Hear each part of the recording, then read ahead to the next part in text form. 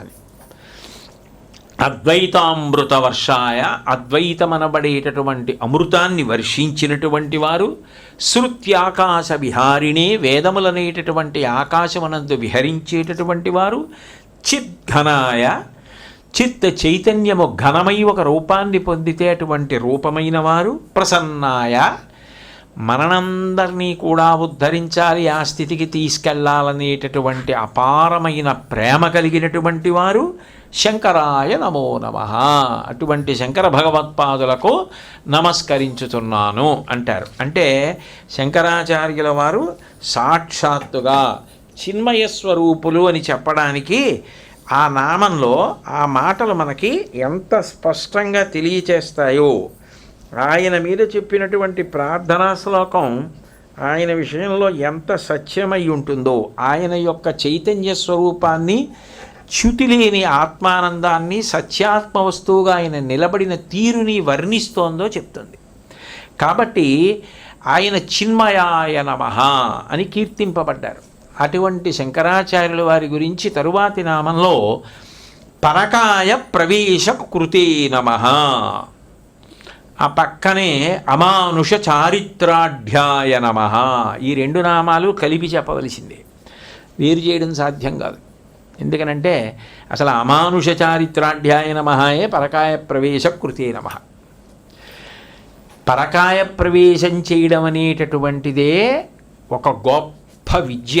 ఎక్కడో పతంజలి సూత్రభాష్యంలో చెప్పేటదాన్ని పరకాయ ప్రవేశం ఎలా చేస్తారు అన్నది. అది దానికి ఎంతో యోగ విద్య తెలిస్తే తప్ప అసలు చెయ్యలేరు దాన్ని. అది అందరూ సాహసం చేసేది కూడా కాదు.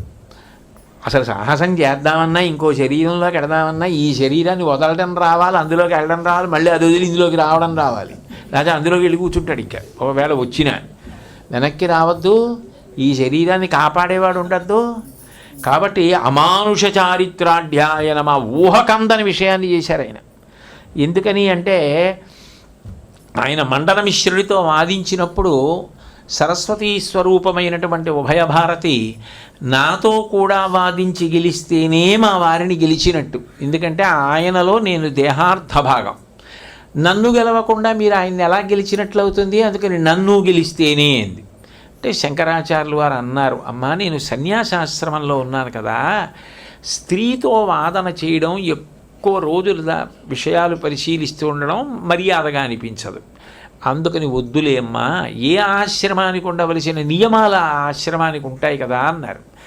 ఆవిడ కొన్ని ఉదాహరణలు చెప్పి లేదు వాదించవలసిందే, లేకపోతే మీ సర్వజ్ఞత్వానికి ఇబ్బంది వస్తుంది. ఎందుకంటే ఉభయభారతి మాట్లాడదాం అనుకుంటే మాట్లాడలేదు శంకరాచార్యుల వారు, మాట్లాడితే ఏమై ఉండేదో అంటారు రేపు, మీ ఇష్టం అంది.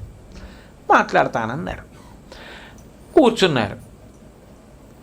పూర్వపక్షం చెప్పు అనగానే ఆవిడ కామకళ వికాసం గురించి మాట్లాడింది. శుక్లపక్ష కృష్ణపక్షాలలో కామకళలు ఎలా ప్రస్ఫుటమవుతాయో దాని గురించి చెప్పమంది. ఇందులో రెండు విషయాలు. ఒకటి, గ్రంథస్థమైన విషయాన్ని చెప్పడం మంచిదే, కొంతవరకు తెలిసినట్టు. కొన్ని గ్రంథస్థమైన విషయములు చెప్పినా అవి అనుభవంలో లేకపోతే అసలు అది ఏమీ తెలియదన్న విషయం స్పష్టంగా తెలిసిపోతుంటుంది.